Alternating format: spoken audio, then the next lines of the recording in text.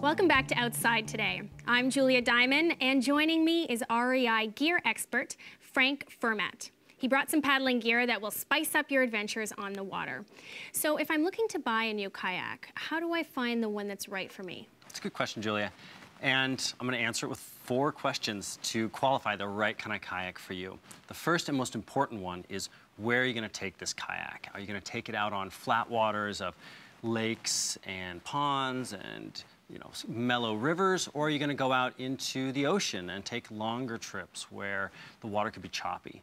Okay. So that will determine what kind of kayak you're going to go with, whether it's a recreational kayak or more of a touring kayak. So let's say I just want a chill little Lake Placid type adventure. What kind of kayak would I want? We're leaning towards recreational. Okay. But we still want to see how long you're going out for, and that's the second question.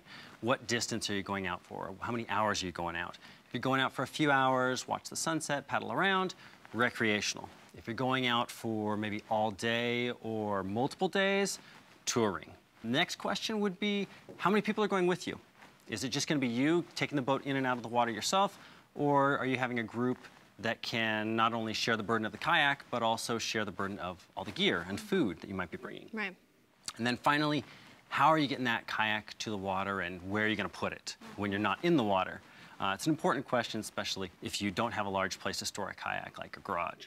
Right. Okay, so first thing, ask myself 4 questions. Where do I want to go? Yeah. Who am I going with? Where am I going to store this thing? And how long am I going for? You got it. Okay.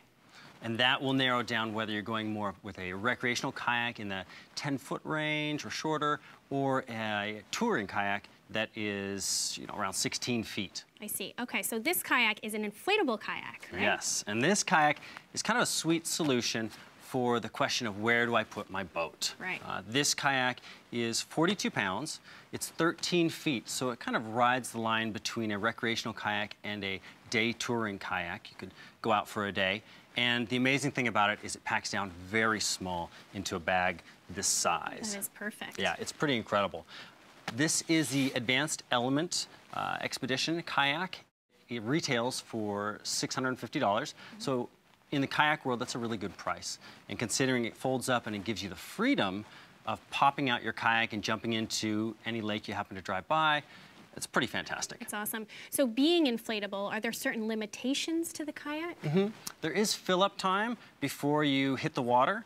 Using a hand pump like this, the first time would probably take you around 25 minutes, and then once you get it down, probably about 10 minutes. Right. Also, when you finish your trip, you'll need to wash down your kayak and deflate it. And so the deflating and packing also takes a little bit of time. Okay, so added time. And what about actually on the water? Are there certain conditions that it can't handle? Yeah, you wouldn't want to take this particular kayak out on longer tours or multi-day trips. For those kind of trips, you'd want a narrower kayak and longer kayak, something that's more knife-shaped in the water. So you have efficient tracking, going from where you are to where you want to go in the straightest line possible. Okay, so this is better for those few hours and then single-day trips. You got it. Okay, perfect. So now that I have my kayak, what do I need in terms of accessories? First and foremost, you need a personal flotation device. This one from MTI is their Reflex model. When you size it, make sure you look inside. This one comes with various sizes, and you want the one that's a close, snug fit, especially after you tighten all the straps. You can also have a friend or someone at REI give the shoulder straps a tug up, so you see if it fits well and to make sure it doesn't rise up on you in the water. Absolutely. Of course, you need dry bags, right? You got to keep that stuff dry. Absolutely. This Sea to Summit model is great. Clip on the top, a little buckle to carabine it. You've got multiple attachment points to keep your lunch or camera dry on your trip.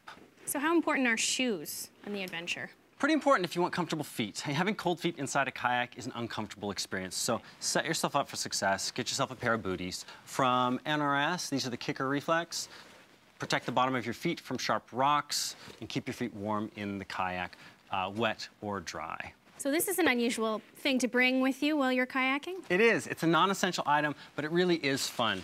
If you happen to be paddling in the direction of the wind, you can pull your paddle out of the water, open up your umbrella, and move right along. There you go. Makeshift sail. It is. I like that. All right. Thanks, Frank. You're welcome. Still to come on Outside Today, we take a look at the 2012 Outside Travel Awards.